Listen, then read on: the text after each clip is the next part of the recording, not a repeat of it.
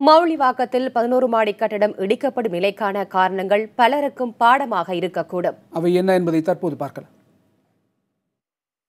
சென்னை பெருநகர வளர்ச்சி குழுமமான CMDAவின் கட்டட வரைபட அனுமதியை பெற்றே இந்த இரட்டை கட்டடங்கள் கட்டப்பட்டதாக தெரிகிறது. எனினும் வரைபட அனுமதியை மீறி கூடுதல் தளங்கள் கட்டியதாலும் அதற்கேற்ப தரைதளத்தில் தூண்களின் வலிமை அமைக்கப்படாததுமே கட்டடம் இடிந்ததாக கூறப்படுகிறது.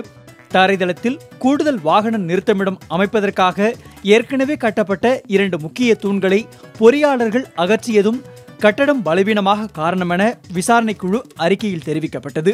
கட்டடங்கள் கட்டப்பட்ட பகுதியில் முறையான மண் பரிசோதனை செய்யப்படாததும் தூண்களின் தாங்கும் எடைக்கும் கூடுதலான கட்டுமானங்கள் எழுப்பியதுமே முதல் கட்டடம் இடிந்து விழ காரணமாக கூறப்படுகிறது. அதே கட்டுமானத்திலேயே இப்பொழுதுள்ள கட்டடமும் கட்டப்பட்டிருப்பதால் அதில் மக்கள் வசிப்பது ஆபத்து என கருதியே கட்டடத்தை இடிக்க CMDA முடிவு செய்தது. எனினும் 2வது கட்டடத்தில் மாற்றங்கள் செய்து அதன் உறுதித்தன்மையை பலப்படுத்துவதாக கட்டுமான நிறுவனம் தரப்பில் நீதிமன்றத்தில் தெரிவிக்கப்பட்டது. ஆனால் அந்த பகுதியில் மண்ணின் தன்மை மற்றும் இடிந்த கட்டடத்திற்கு பயன்படுத்திய அதே கட்டுமான பொருட்கள் மற்றும் தொழில்நுட்பம் இந்த கட்டடத்திலும் பயன்படுத்தப்பட்டதால் அதை ஏற்க உச்சநீதிமன்றம் மறுத்துவிட்டது.